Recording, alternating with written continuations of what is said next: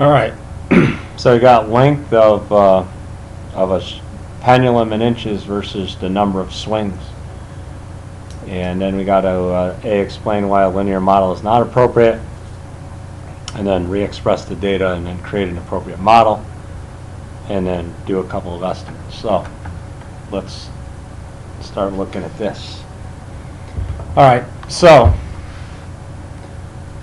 we go in here and we put the data in.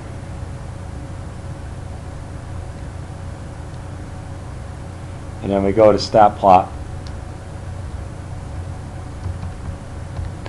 And why is the linear model appropriate? Well, because it's curved. So that's the answer to A. We have a curved scatter plot, so it's not straight enough to proceed. So we're going to re-express. Okay. So again, I'm going to start with log. And let's see if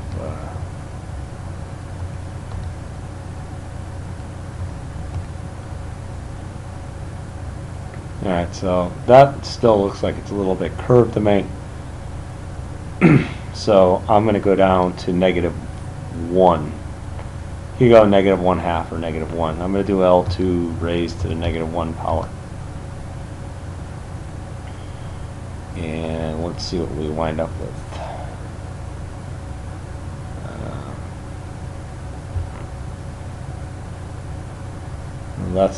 That may not be looking so great either.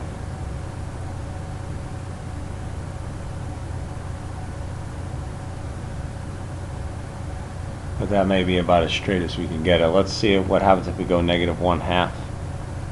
L2 raised to -0.5. We go zoom 9. That's definitely curved. And then let's see what happens if we do L2 to the -2.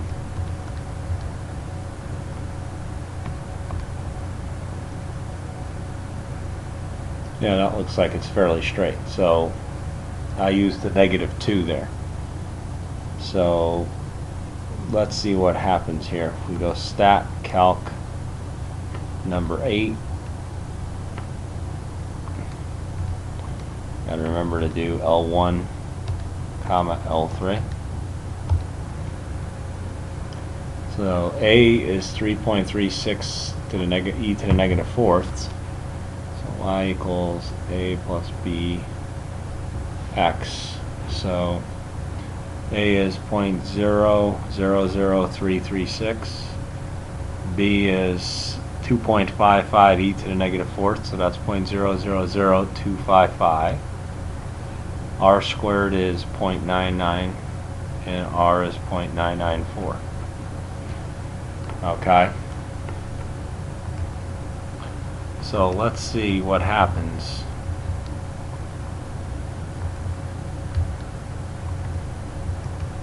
Here.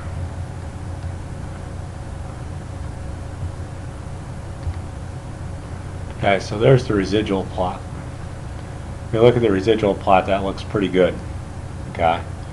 So what's my model going to be? Well, it's going to be 1 over predicted number of swings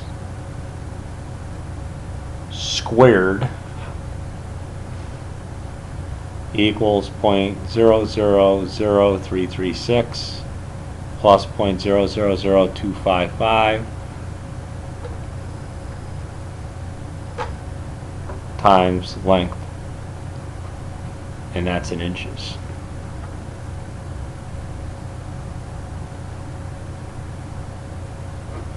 Okay, so that's what our model is going to wind up being.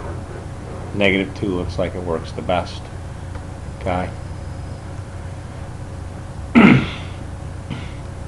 Then D says, well, what if you have a 4-inch string? So we would do 1 over predicted number of swings squared equals 0.00336 plus 0.000255 times 4. So let's see what happens there. So we got 0.00336 plus 0.000255 times 4. And that's 1 over predicted number of swings squared equals 0.001356. Okay. So basically what I can do is multiply both sides by predicted number of swings squared. That cancels that. Okay. And then I would divide by this on both sides. So I would divide 1 by 0.001356. So, and I get 737.5. Okay, 737.5. So n predicted number of swings squared equals 737.5. And then we got to do a square root of both sides. And if we do the square root of both sides, we get about 27 swings, because it has to be a whole number. Well, does that make sense? Well, let's look at the data. The shorter the length is, the more the swings tends to increase. But the problem is our 4 strings is an extrapolation and is probably unreliable. Okay, so that's how I would answer that question. So I would expect to get approximately 27 swings. However, it is an unreliable estimate. Okay, and then we got to do, the next question is 48 inches. So we got to do 1 over the predicted number of swings squared equals 0.0036336 plus 0.000255 times 48. Okay. So we put that in the calculator.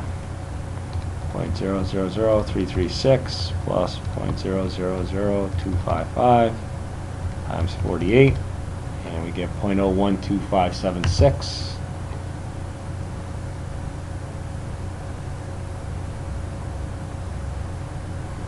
Again, I would multiply both sides by predicted number squared. So those cancel. Now divide 1 by 0.012576. And you get 79.52. So I got 79.52 equals predicted number squared. And then take the square root of that, and I get about 9. So again, well, that is more of an extrapolation than the last one, because yeah, 48, I mean, we went up from 30 to 37.5 and we went down 1 swing, so we're going from 37.5 to 48. And we go down 1 swing again. Is that reasonable? Yeah, it's reasonable, but again, it's an extrapolation, so it's probably an unreliable estimate, but it is a reasonable estimate. Okay. And then F, how much confidence do you place in these predictions? Not much, because they're extrapolations. Okay, so whenever we extrapolate, unfortunately, they tend to not be reliable.